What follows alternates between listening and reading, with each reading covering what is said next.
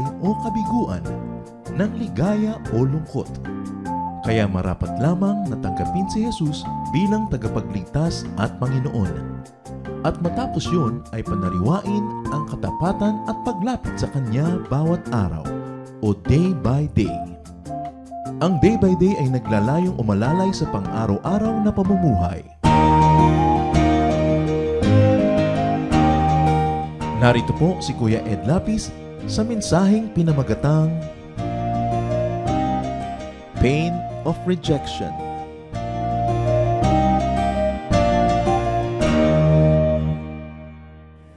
It is a wonderful invitation to ask the Lord to live in us. Na ang Espiritu ng Panginoon ay manahan sa ating puso at ang kahulugan nito ay ang buhay na payapa, tahimik, maibigin at buhay na malaya. Isa sa mga nagpapahirap sa tao habang buhay, kung minsan pag hindi niya ito naharap at nagamot, ay yung pain of rejection.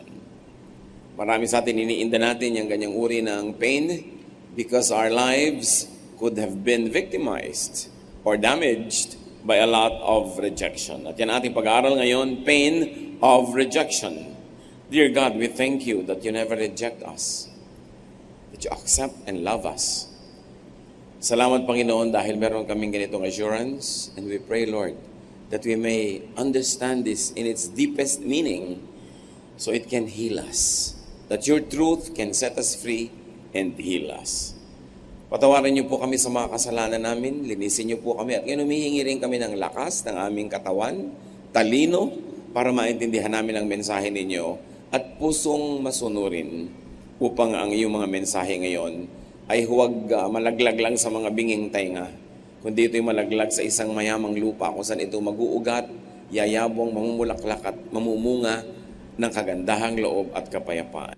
We ask you, Father, to be our speaker. Cleanse us from all our sins, forgive us, restore us, and now enrich us with your teaching. Your voice alone, not anyone else's, we ask you, Father, to teach us. In the name of your Son, Jesus, we pray with thanksgiving. Amen. What are the many forms of rejection? Yung rejection, yung refusal, non-acceptance, even exclusion of people from our lives or from portions of our lives. Yung matanggihan tayo, ipwera, hindi kasali, yung mga yan ang iba't ibang anyo at hugis ng rejection.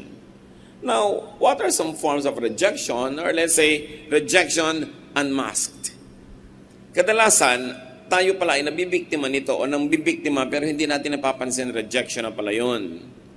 The challenge now is to see if you are a casualty, a perpetrator o tagapagpagawa pa nito, or maybe a silent and passive witness, which means because of our silence, we become accessories to the crime. So maaaring sa rejection na ito, tayo yung nagre-reject, tayo yung biktima, o kaya nakikita nating nagaganap pero wala tayong ginagawa para ito ituwid. One form of rejection is non-attention. Silence. Yung binabaliwala natin, sabi na iba, dinededma ang presensya, ang ideya ng isang tao. At yan, tuwing nararamdaman nung ginagawa nun, nakakasakit. Another form of non-attention, of course, is distance. Emotional or physical. Tayo mga tao are very complex beings, kaya nating iparamdam sa kapwa natin na malayo ang loob natin sa kanila o malapit. O ayaw nating lumapit sila at gusto natin malayo lang. Another form of non-attention is personal absence, non-attendance, desertation, being unreachable or unavailable. Marami mga bata po ang lumalaki na maraming deep insecurities because of the personal absence of parents or loved ones that should have been there. Kaya sinasadya natin yun o nangyari lang talaga even beyond our strength and beyond our power, the effect is almost the same. People feel abandoned. Maraming mga tao ay mayroong abandonment complex. Mahirap silang makasama, para mga clinging vine pag kami naging ka-close, nagiging mga seloso, ayaw i-share ang mga tao, kaibigan, kamag-anak sa ibang tao kasi parang nararamdaman nila kulang na kulang ang attachment nila sa buhay maaring nung bata sila, hindi nagkaroon ng sapat. Spouses and children could feel abandoned, even rejected. Psalm 27:10, even if my father and mother should desert me, that's very negative, you, God, will take care of me. Pambalance, positive. Kaya yung pong taong may mga pananalig sa Diyos at nakakaunawa ng pag-ibig ng Diyos, ang laki ng advantage. Dahil sa dami na lang ng mga kulang sa ating buhay, merong pandagdag at pangpuno. Kung sinasabi ni Maricel Soriano, ibigin mo ako para sa lahat ng hindi umibig sa akin, sa Diyos natin pwedeng sabihin yon. Love me for those other people that never loved me enough. And God is our refuge. That's why we are eager to share the gospel. We're eager to share the Lord. Hindi lang para dumami yung members natin, para hindi lang lumaki yung grupo natin, because people need God. And we need God to fill the deepest needs of our psyche, of our minds, of our hearts. Buti na lang may Diyos. At buti na lang kung minsan, may isang lola, may isang tiya, may isang kaibigan na nakakapuno sa napakalaking non-attention na natatanggap natin mula sa mga dapat sana'y tanggapan ng attention. Another form of non-attention is neglect. Pagpapabaya, pagbabaliwala sa mga dapat ay pinapahalagahan. Even non-discipline of children. Mga batang hindi natin pinapalo kung dapat paluin, hindi natin tinutuwid. Alam nila dapat silang ituwid, dapat silang paluin, kaya habang hindi mo pinapalo, lalong nagiging malikot, lalong nagiging mahirap kasama, kasi talagang they are asking to be disciplined. Marami po mga young people sobrang rebellious, sobrang diretsahan na kuminsan ay magaspang because they are not even aware of it. They want and they are asking to be disciplined. Kailangan natin ng disiplina. Proverbs 3:12, the Lord corrects everyone He loves, just as parents correct their favorite child. And once again, I like to bring up the issue of the absentee parent. Because of our economic difficulties, many parents are obligated to work away from their growing up children. Ang nangyayari, nagkakaroon ng feeling of abandonment. And when the parents are briefly present for a short vacation, they overcompensate. Binibili nila yung loyalty ng bata, ibinibili ng lahat ng gusto, hindi pinapagalitan. And then we are creating children that are not balanced. Napakalaki ng social cost ng pag-export natin ng mga tao. Kaya ang dalangin natin, hindi magtagal na policy ito ng ating lipunan na pamasak buta sa mga problema ng bayan, nagkakahiwa-hiwalay ang mga tao. Napaka-importante na nasusubaybayan ang mga bata. Kaya malaki rin ang pananagutan ng mga naiiwang kasama ng mga batang ito na magpakamagulang, mangdisiplina, magturo. Another non-attention that is a form of rejection is broken words, broken promises. Gaano karaming beses ang sumama ang loob nyo dahil may sinabi, ipinangako ang isang taong mahalaga sa inyo, tapos hindi natupad. Ang reading kasi natin noon, I'm not important enough, hindi ako pinahalagahan kaya hindi tinupad. Kahit pa nga may dahilan, at naiintindihan ng utak mo yung dahilan, nagdaramdam pa rin ang iyong puso. Dahil tayo may isip at may damdamin. Kumisan kahit naaabot ng isip natin, yung damdamin nandun pa rin talagang naghihinanakit. Another form of rejection is non-acceptance. Di ba, non-attention, hindi naman halata. Hindi naman halata kung hindi mo laging pinapansin na isang tao as pinapansin mo in a negative way, pero yung hindi mo lang pansinin, rejection. May batang sumasayaw, hindi mo tinitingnan.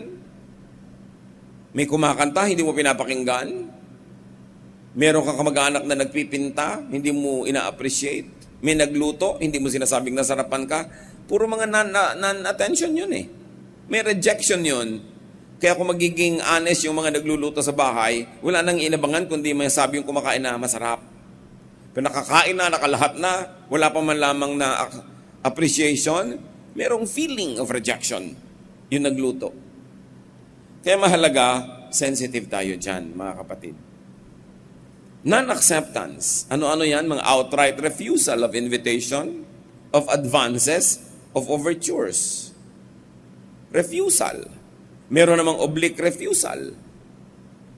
Ang tagal-tagal ng yung husband or wife sa banyo, tapos paghiga niya, tulog ka na, tinulugan mo lang pala. That's refusal. Nagbibigay na siya ng body language, sa gusto niya ng intimate moment. Ikaw naman, ang sakit ng ulo ko.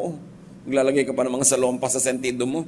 Diba? Parang, kahit hindi aminin nung asawa, they feel bad. Because they think it's a kind of rejection. Another non-acceptance, of course, is non-praise, non-affirmation.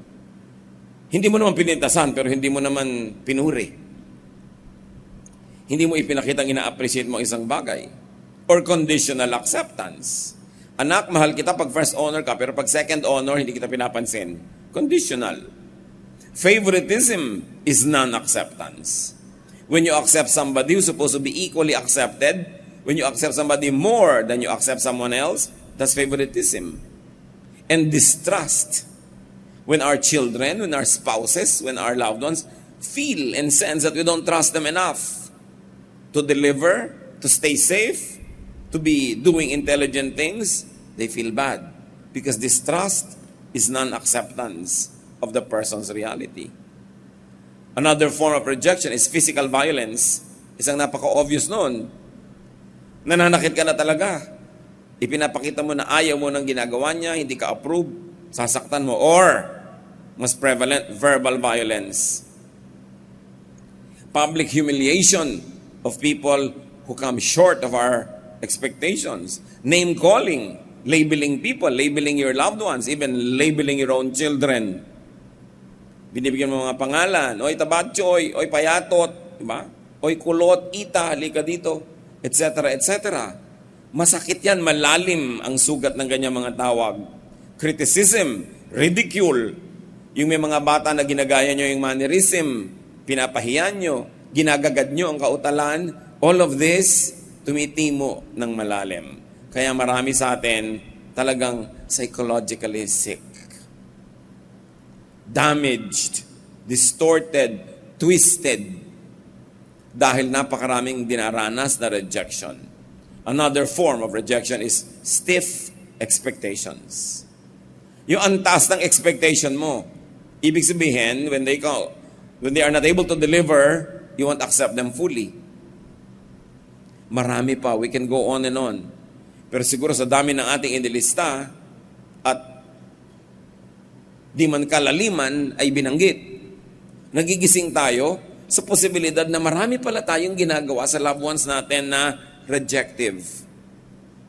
O nalaging naiintindihan na, kaya pala ako ganito, kaya pala ako maramdamin, kasi ang daming beses akong na-reject.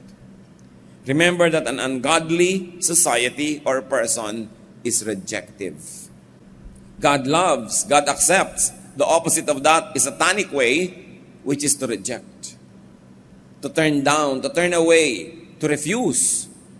Luke 4:24, but you can be sure that no prophets are liked by the people of their own hometown.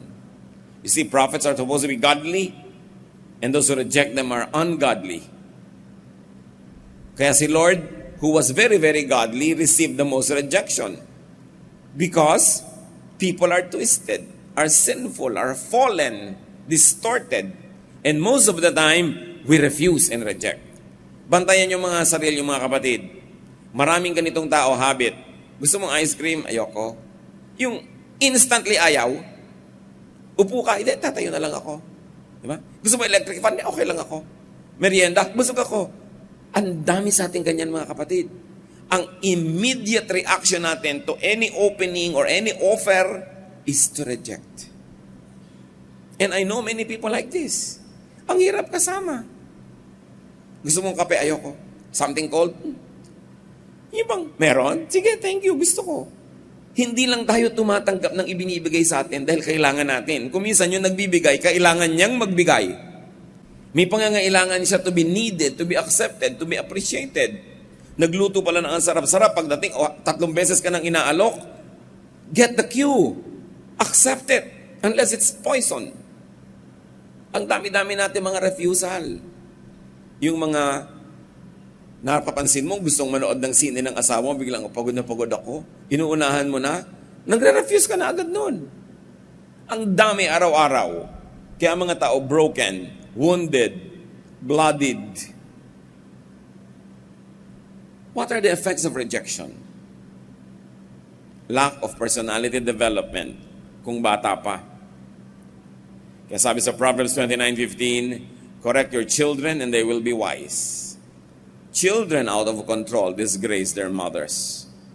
Siyempre, yung out of control kasi hindi kinontrol, hindi pinansin, hindi itinama, and it's a disgrace. Why? Because they don't develop into beautiful persons. Yung mga lagi na lang discriminated against, puwera, hindi kasama sa lakaran, hindi nabibigyan ng regalo, hindi napapansin, hindi na-appreciate, naiipon lahat yan sa kanilang kalooban at kung hindi man sumabog minsanan sa isang very disastrous eruption, laging parang poison yung behavior niya. Laging maramdamin, maselosin, mainggitin, mahirap kasama. Another effect is insecurity. Laging akala niya pinepersonal siya. Hindi makakatanggap ng criticism dahil akala niya yung buong pagkataon niya ang sinisira at kinakawawa. Sabihin mo lang, alam mo, hindi ko gusto yung haircut mo, galit na. Hindi ko naman sinabi, hindi kita gusto yung haircut mo lang. Pero hindi nila yun mapaghihiwalay kasi hindi sila nabigyan ng skill na maniwala that there's something good in them and therefore kung may ayaw ka, yung particular bagay lang na yun ang ayaw mo. Iniisip nila ayaw mo na sila buong buo. Kaya lagi nilang lumalaki ang gulo, lumalaki ang away pag silang kausap mo. Because they're insecure. Bitterness is another effect. May mga tao parang galit sa mundo, galit sa buwan, galit sa araw, galit sa hangin, galit sa dagat. Lagi silang galit. Nakaka-imbento lagi ng irereklamo, nakaka-imbento lagi ng pag-aawayan. Kahit wala kang ibig sabihin, hahanapan nila ng ibig sabihin at mamaya nag-aaway na kayo. Because there's a lot of bitterness in the heart. And of course, it could lead to introvertation. People sulk and people find security only in closing all doors, in imprisoning themselves inside the safety walls that they have invented for themselves. Lalong mahirap abutin. Nandyan, ayaw magsalita. Ayaw mag-express. Everything is against what we have been designed to be doing. Not to mention, of course, a great effect of rejection is emotional pain. Merong isang recently na-discover ang mga scientists. Functional magnetic resonance imaging or fMRI shows that the dorsal anterior cingulate, kunwari naiintindihan natin, the emotional region of the brain that registers pain physically is the same part of the brain that registers emotional pain. In other words, pag hinataw kita, hinampas, binambok kita ng 2x2, there's a certain part of your brain na doon nagre-register yung pain. Pero pag sinabihan din kita ang pangit mo, doon din sa part na yun nagre-register yung pain. In other words, the pain that the brain perceives is the same whether it comes from a physical blow or a verbal one. Kaya sa mga batas ngayon natin, considered na rin yung verbal abuse as abuse. Pwede ka na rin idemanda ng isang tao pag binerbal abuse mo siya, sinabihan mo siya ng mga panglalait, nagagalit ka halimbawa sa isang clerk, hindi mo na minentain yung galit mo sa ginawa niya, kundi pati buhok niya, itsura niya, idinamay mo na, pati lola niya, verbal abuse na yon. So nakikita natin na ganun pala. Pagka pinagsabihan mo ng pangit o nakakasakit ng loob ang isang tao, para mo na rin siyang sinampal. Mabuti pa nga, sinampal mo na lang.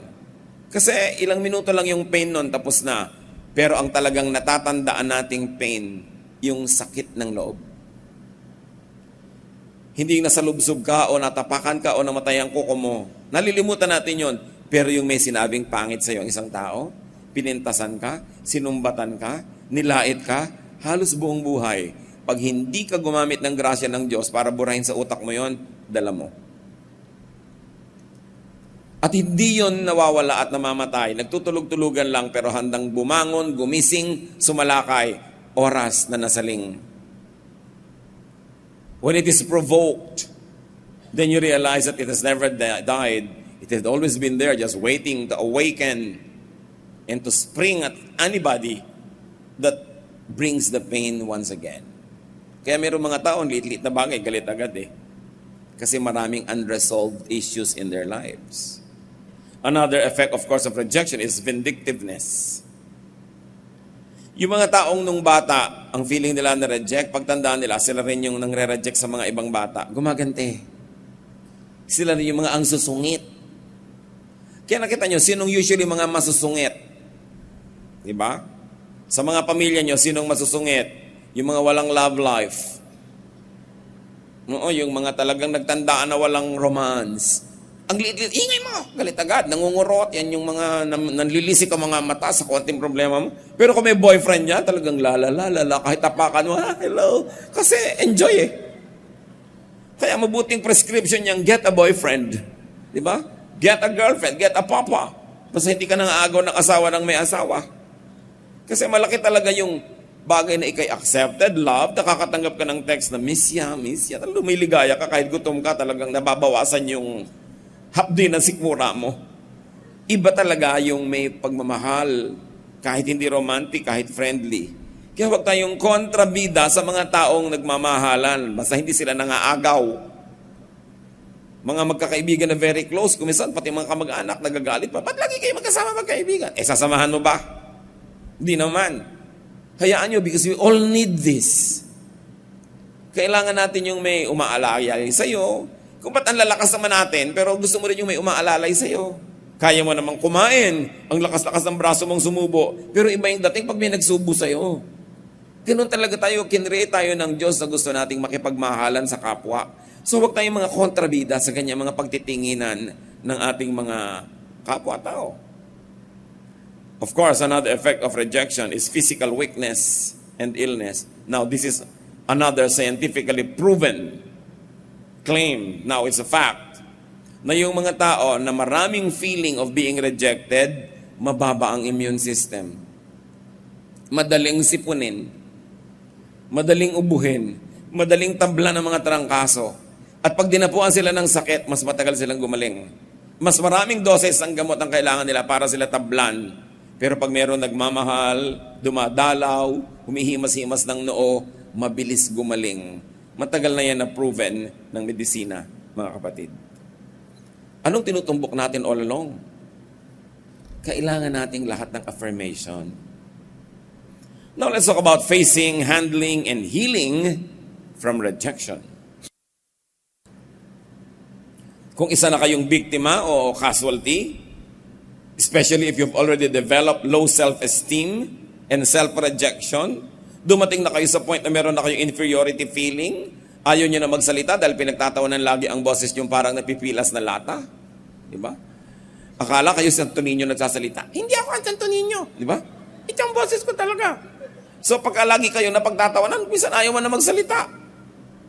Pagka lagi ka na lang naiinsulto, pag dumating tayo sa point, akala nga natin, we are not worth anything important, accept yourself in Christ.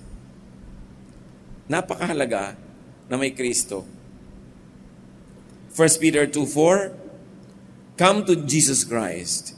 He is the living stone that people rejected, but which God has chosen and highly honored. So kay Jesus tayo hahanap ng kahulugan. Kasi lahat ng kulang natin, siya ang nagpuno. Napuno na tayo, kung hindi nyo pa alam yon. Minsan kasi ang yaman-yaman mo, akala mo lang mahirap ka, so you behave like a poor person. But through Christ, tayo napuno na. Napatawad na, nalinis na, napalakas na. Ang nakikita sa atin ng langit is the wonderful person that had been washed by the blood of Jesus. Made valuable by the love that Jesus had for us and continues to have for us. Kaya dapat tayong lalong umasa sa Panginoon at ating tanggapin yung kanyang pagpapatawad, paglilinis, at pagpapahalaga sa atin. Romans 15:7, honor God by accepting each other as Christ has accepted you. And of course, you begin by accepting yourself. Pagka ikaw ay above 25 na, dapat matanggap mo na kung ano ikaw. Kulot ang buhok mo, di kulot. Huwag mo na dapat problemahin yun. Humanap ka na lang ng ibang magagawa sa buhay mo. Pamisa-misa, pinapatuwid mo, pero pag lagi mong ginawa, nakakakalbo. sa lakas ng mga gamot, di ba?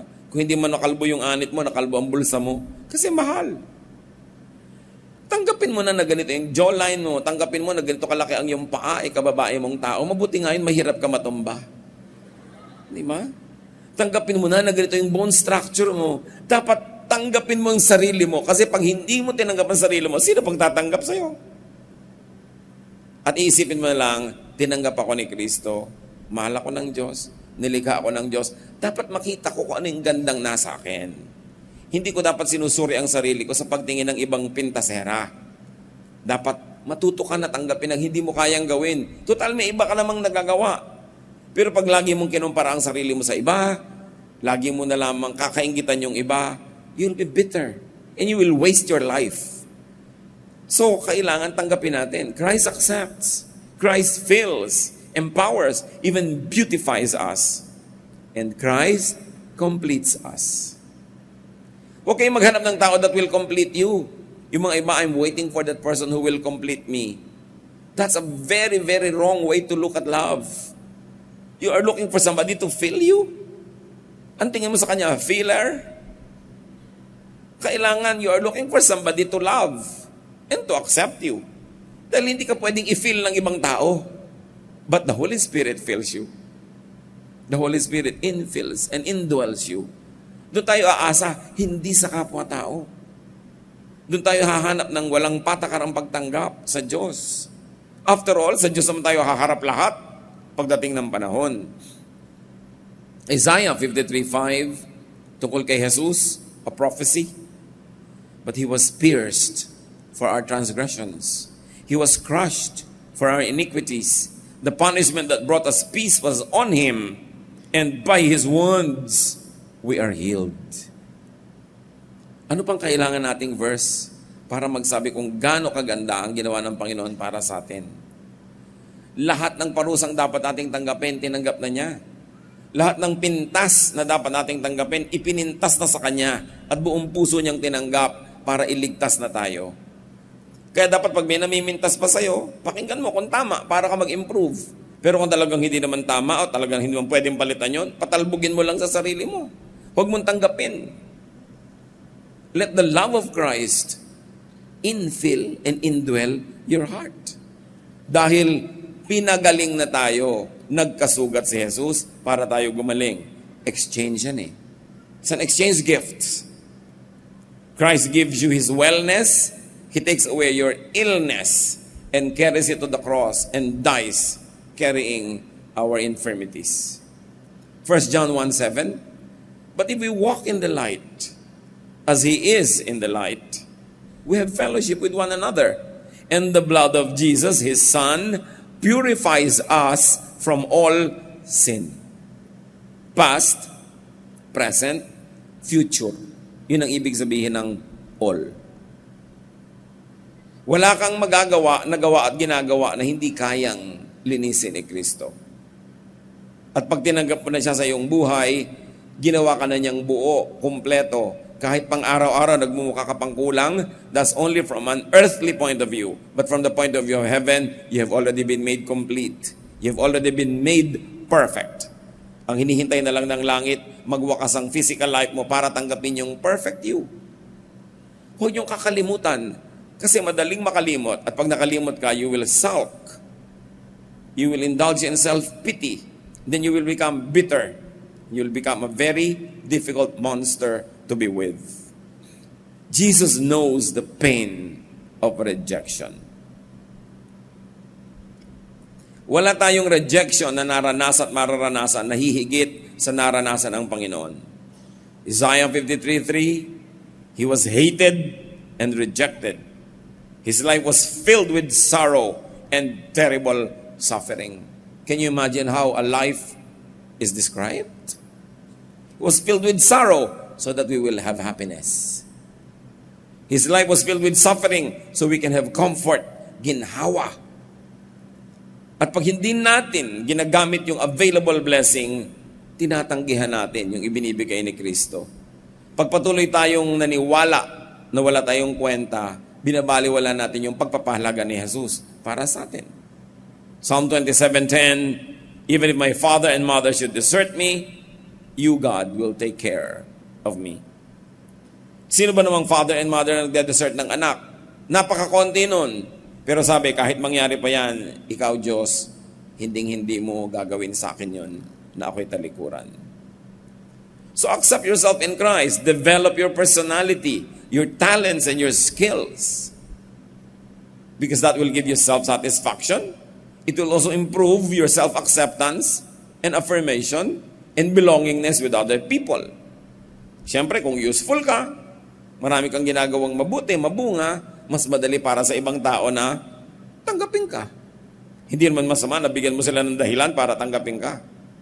Padaliin mo sa kanila na tanggapin ka. Pagka naman ikaw ay hindi pabigat, ikaw ay nakakatulong, masarap kasama, siyempre tatanggapin ka.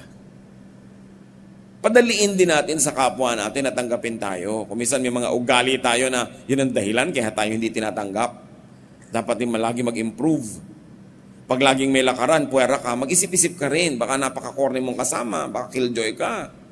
Pag may kainan, hindi ka kasama dahil baka naman hindi ka na naglibre kahit kailan. Ikaw na lang lagi ang inililibre. Pagsasawaan ka siyempre.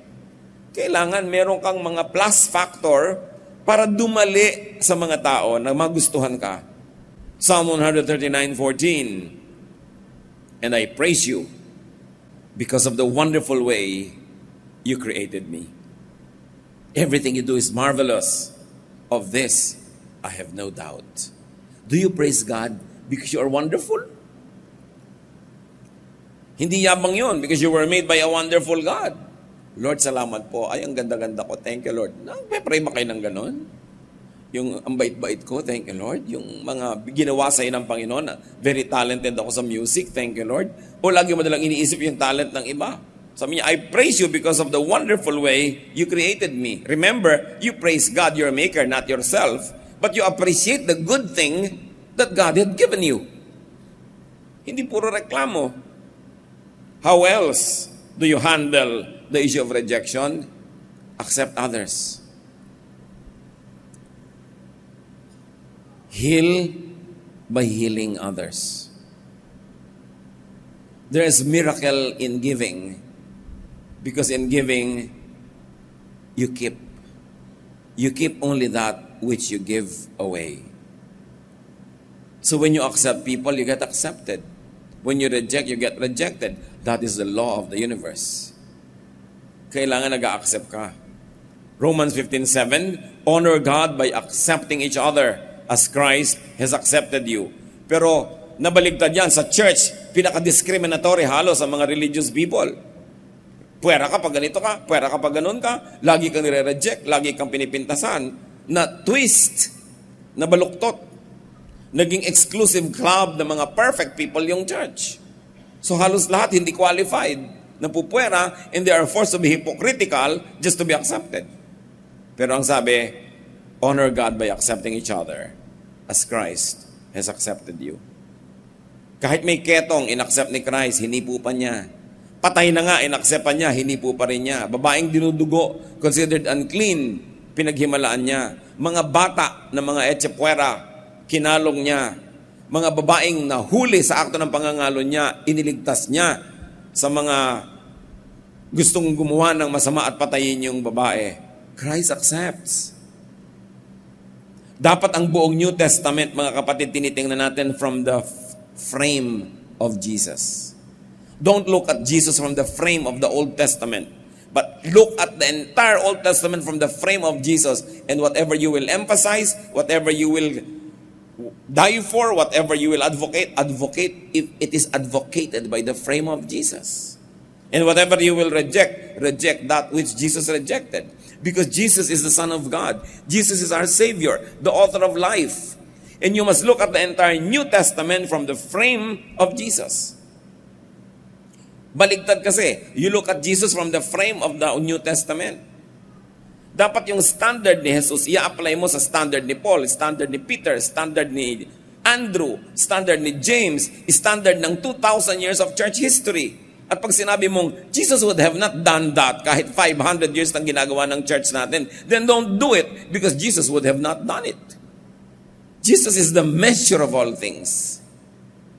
Siya ang nagtuwid ng maraming kalikuan ng religious practices of His time. But sadly, though Jesus corrected many things that were being malpracticed by the religious, after Jesus went back to heaven, 2,000 years of history, nagpatong ng kung ano ng mga tradisyon, regulasyon, policy, hindi mo na mahanap si Kristo. Ang nahahanap mo na, ang nakikita mo na, religious policies. You must go back to Jesus because Jesus is the Son of God. Jesus is perfect and sinless. So pag may sinabi si Paul, sabi mo na, teka, anong sabi dyan ni Jesus? Pag may sinabi si James, may sinabi si ganon. Kasi ito mga ito, while they were disciples, while they were blessed, tao yan.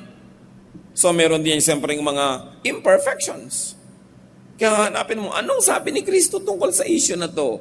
Bakit mas mahigpit pa yata yung pastor namin kaysa kay Jesus? Yun ang sinasabi natin, mas mahigpit pa yung church policy kaysa kay Jesus. So alin ba talaga sinong dapat manguna? That's why many people feel rejected because of the rejection being done by the institutional church, which if Jesus was there personally, would not have done. Kaya maganda yung tanong nilang, what would Jesus do? Kung siya mismo ang narito. May ititiwalag ba si Jesus? May tatanggalin ba siya dyan? Meron ba siyang uhusgahan? What would Jesus do?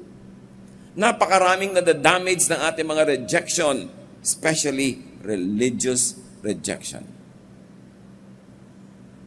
Meron pa na, hindi ka pwedeng pumasok sa church na ito pagka ikay may tattoo.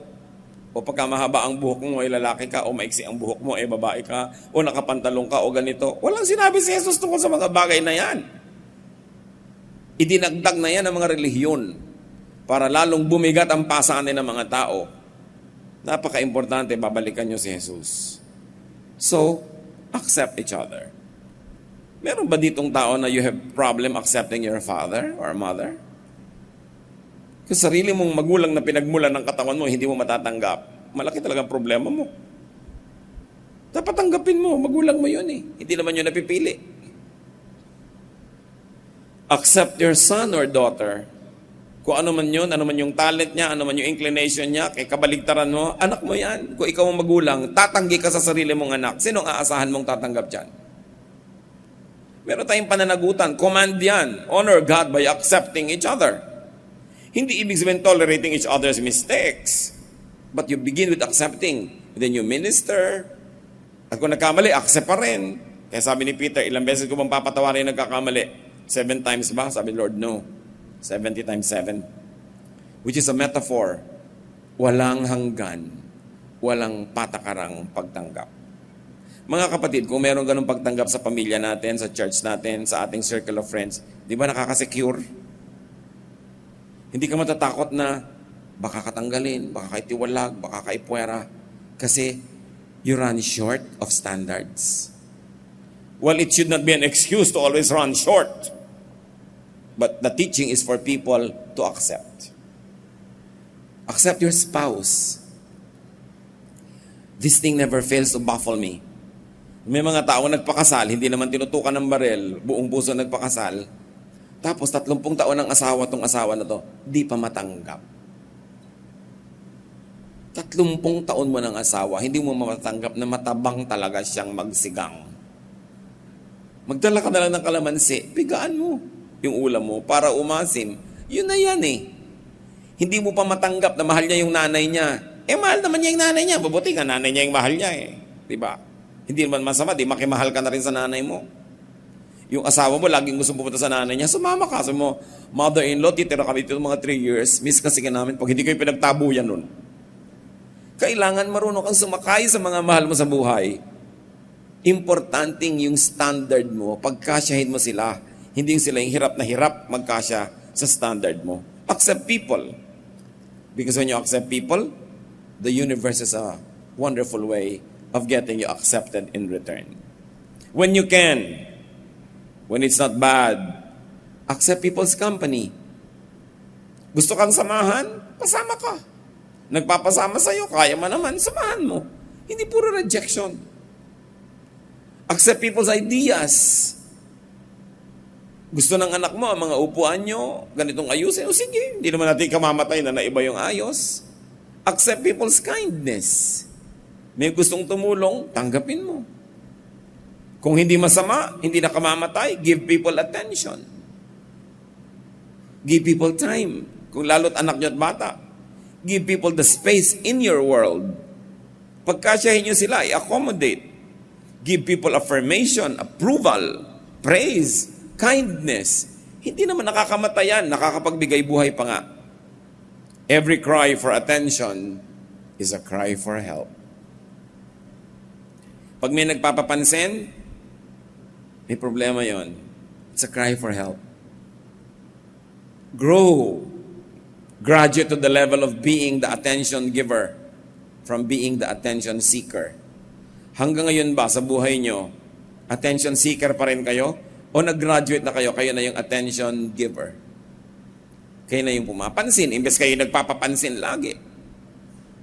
Grow to being the appreciative one from being appreciation hungry and even being critical. Grow into being the audience from being the performer. May bumabangka, pabangkain mo. May nagmamagaling, hayaan mo. May gustong kumanta, makinig ka. Hindi nakikipag-contest ka.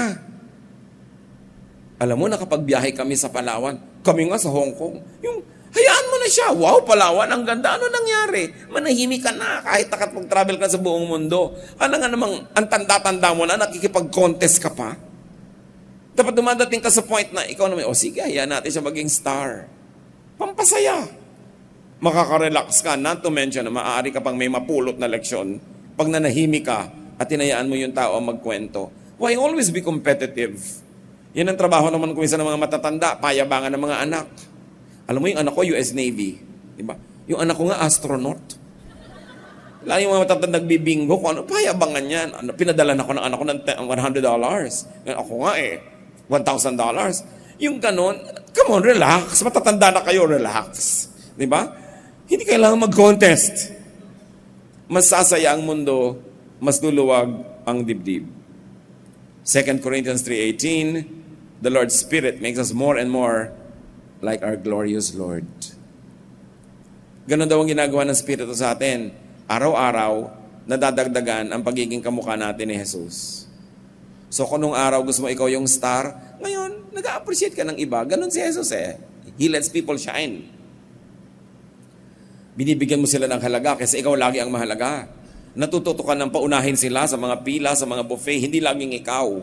We should graduate from that level of selfishness. Because we are changed from glory to glory by the Spirit of God. So be nourished by God's love. 1 John 4:16, God is love. If we keep on loving others, we will stay one in our hearts with God, and He will stay one with us. Marami nagtatanong, paano ko pumamahalin ng Diyos? Eh hindi ko naman siya makita, mahipo. Paano ko ba mararamdaman ang pagmamahal ng Diyos? Tinabi na dito sa 1 John 4:16, mahalin mo ang kapwa mo, makipagmahalan ka, dahil mamahalin ka ng Diyos sa pamamagitan ng ibang tao. Siyempre, hindi ka naman nakakamuti ng Diyos yung likod mo kumakate, but someone will do it. But it is God sending that person to love you, and this is the love of God expressed through another person's love. How will you love God? By loving people that He loves. So kung gusto niyo makipag-ibigan sa Diyos, makipagmahalan kayo sa kapwa. Ganon kasimple at ganon kadali. Hindi nyo kailangan magtika at hanapin ang Diyos sa lahat ng ibabaw ng bundok ng mundo. Hindi nyo kailangan mag-fast ng kutakot-takot. Makipagmahalan lang kayo, mararamdaman nyo ang Diyos. Bakit? Pumipintig ang puso ng Diyos sa dibdib ng bawat mananampalataya. Kahit nga hindi mananampalataya, pinagpapala din ng Diyos, binibigyan din niya ng talent. At mamahalin ka rin, kahit nang hindi mananampalataya. E di lalo na yung expectation sa mga mananampalataya. Pero ang sabi ng Bible, kung yung kapwa mo na nandyan, nakikita mo, nahihipo mo, hindi mo mamahal, huwag kang magpanggap, lalong hindi mo kayang mahalin ng Diyos na di mo nakikita. So begin by practically loving people around you. Just by being more loving, by accepting them more, letting them be what they should be, setting them free, giving them a good climate in which to blossom, find, and grow with a supportive fellowship. Kung meron kayong supportive church, fellowship, group, napakalaking advantage nun. Dahil ang laki ng commonality nyo, yung salita ng Diyos, yung Diyos mismo. At mahalaga mga kapatid, make and keep close relations. Huwag niyong i-isolate ang sarili ninyo. Yung iba na dala ayaw na magmahal uli. Ano bang mabuti? Magmahal ka uli? Masarapan ka, masaktan, o hindi ka nga nasaktan pero hindi ka rin naman nasarapan. Bakit ka pa nabuhay? Gusto mong mabuhay uli. Kung nasaktan ka na, nadala, love again. Baka naman sa 3 pagkakadala mo nun, sa ika-4, yun na. Diba? Just keep trying. At kahit hindi ka makarating sa buong buhay mo nung level na gusto mong pakikipag-ibigan, basta you're always willing to open up and to love and be loved, you live to the fullest. But remember this, huwag na nating pataasin ang usapan. Huwag nang pataasin ang theology. Makipagmahalan ka sa kapwa. Patawarin mo yung nagkakasala sa iyo. Hanggang kaya mo, magbigay ka. Tumanggap ka. Makipagmabutihan, makisangkot, makiisa sa mga tao sa paligid, and then you will never feel alone. Because one of the gravest feelings of human beings is being alone. Kaya, 1,000 taon, ang lahat ng parusa ng mga kaharian, ipapatapon ka. You are banished to a faraway island, to a country far away. Kasi parusa talagang malayo sa mga mahal natin sa buhay. Kahit sa mga preso ngayon, yung nagkakamali sa loob at grabe ang disciplinary problems, binabartolina, ikinukulong mag-isa. Kahit hardened criminal, takot na makulong na mag-isa, wala man lang kausap. So tayo na hindi nakakulong, anong pipigil sa atin para makipagmabutihan? Siyempre may investment, naaabala ka, pero nangaabala ka rin naman eh. Minsan, nagagastusan ka, pero ginagastusan ka rin ng iba. Give and take. Two-way street. This is the way to live. It is simple. Sundin ang itinuturo ng Biblia. And when everything else fails, sometimes, remember God. Hebrews 13:5, the Lord has promised that He will not leave us or desert us. So also, we should not leave or desert people who depend on us. Yung mga lalaki na biglang nahuhumaling sa ibang babae, iniiwan ng asawa at mga anak, dapat maumpog ng malakas para matauhan. Kasi meron kang pananagutan sa iyong asawa at mga anak. Hindi lang pagsunod sa iyong damdamin. Dapat tayong serious sa ating mga pananagutan. Kasi sa bawat taong hindi natin minamahal na dapat ay mahalin natin, nakakapanakit tayo, lumilikha tayo ng malalalim na sugat na kung minsan hanggang kamatayan na lang dala pa ng tao. Especially, we should be nice to children. We should be appreciative, but we must never fail to discipline them. John 13:34, but I am giving you a new command. You must love each other, just as I have loved you. Marami mga relihiyoso ay pinagpapatayan yung 10 commandments at yung kahigpitan nun. Pero sabi ni Lord, may bagong command, love. Be loving, be lovable. Why? Because love heals. Yan ang pinakamabisang gamot, pag-ibig. Mahalin natin ang iba. Mahalin ang anak, lalo na ang asawa, ang kapatid, ang kaibigan. Ito ay isang napakalaking utos at pananagutan natin. But more than that, it's a great privilege to be in a loving relationship. Dear God, we thank you that you love us.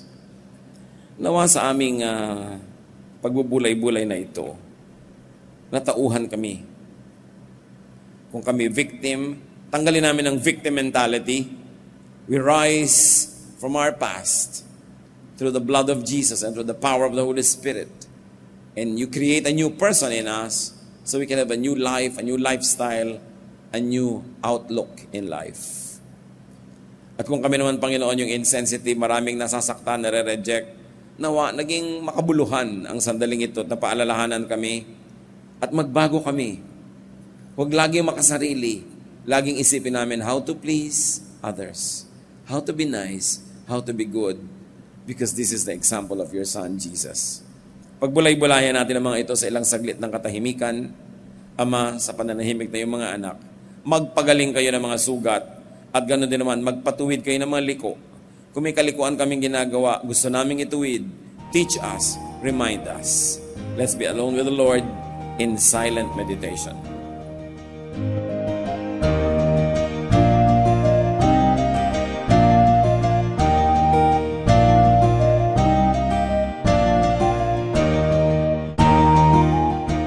Ang katatapos pong mensahe ni Kuya Ed Lapis ay pinamagatang Pain of Rejection.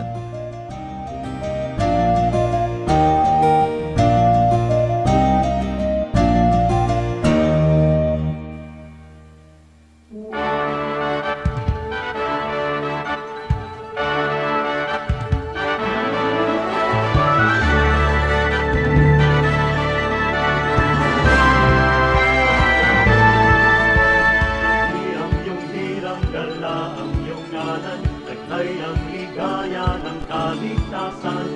Alab ng puso sa aming dibdib ay kayo ang dahilan.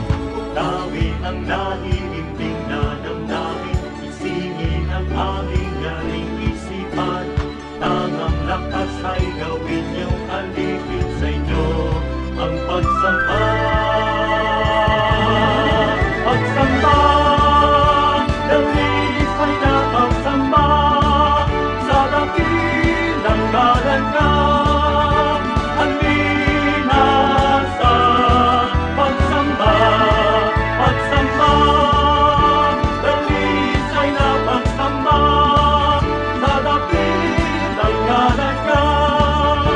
Halina sa pagsamba.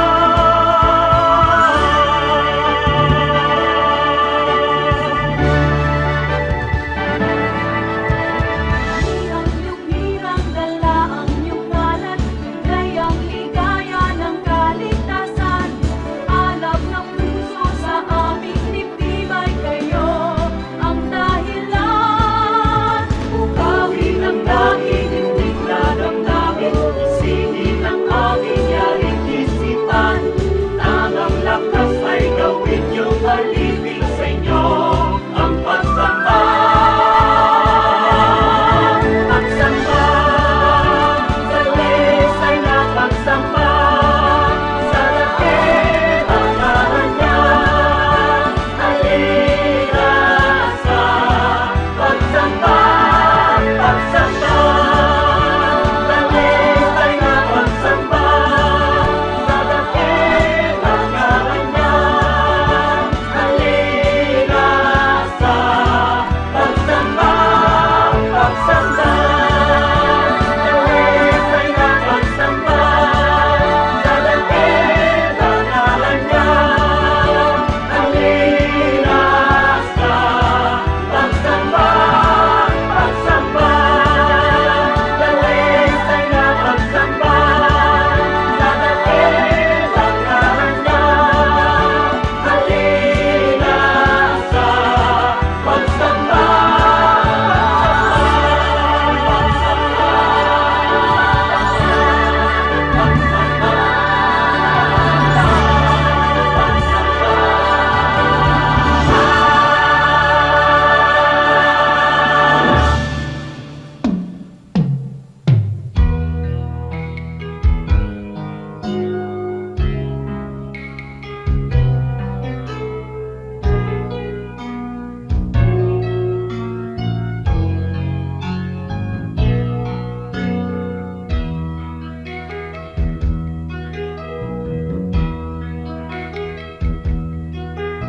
O Diyos, ang dalangin ko'y iyong tanggapin, na maging karapat-dapat sa iyong paningin. Kung may pag-aalinlangan, ang aking paniwalaan ay ikaw.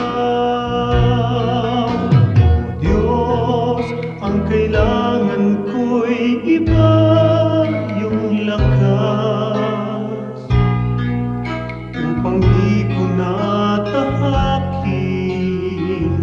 Ligaw na landas sa pagpaparot parito, sa ulat bagyo'y hindi magbabago. Katapatan ko,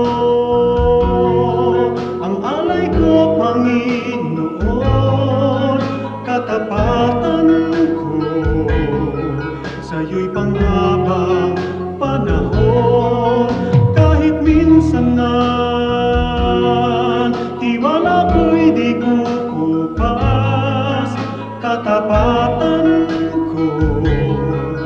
panatiliin mong wagas.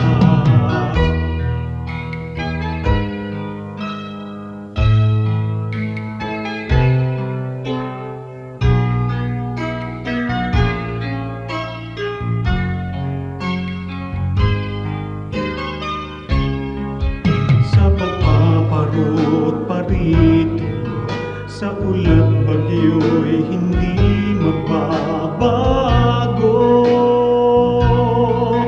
Katapatan ko, ang alay ko, Panginoon.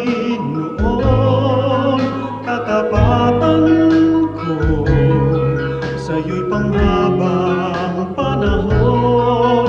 Kahit minsanan, tiwala ko'y di kukupas. Katapatan ko, panatiliin mong wagas.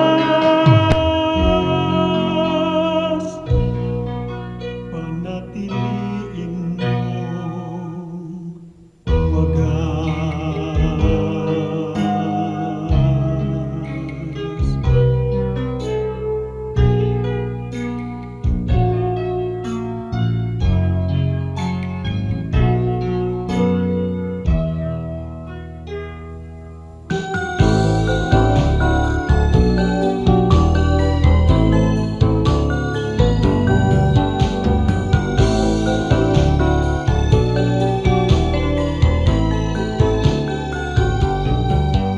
Bigyan mo ako ng pusong laging may awit, hindi nagagalit.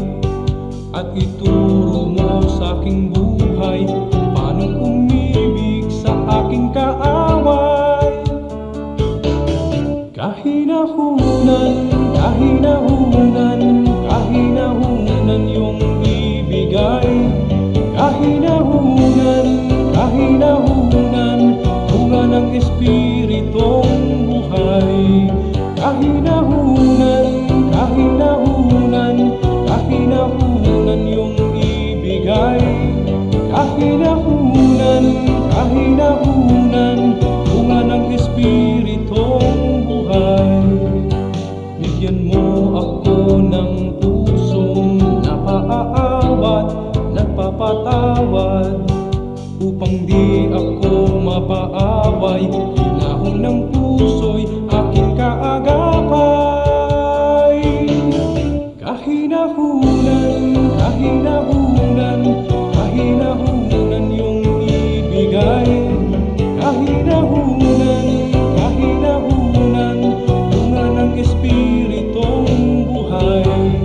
Kahinahunan, kahinahunan, kahinahunan yung ibigay.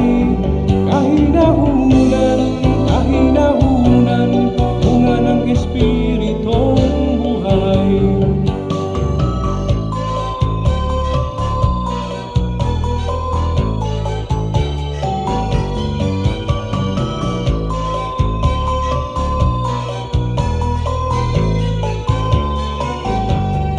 Kahinahunan, kahinahunan, kahinahunan yung ibigay. Kahinahunan, kahinahunan, bunga ng Espiritong buhay. Kahinahunan, kahinahunan.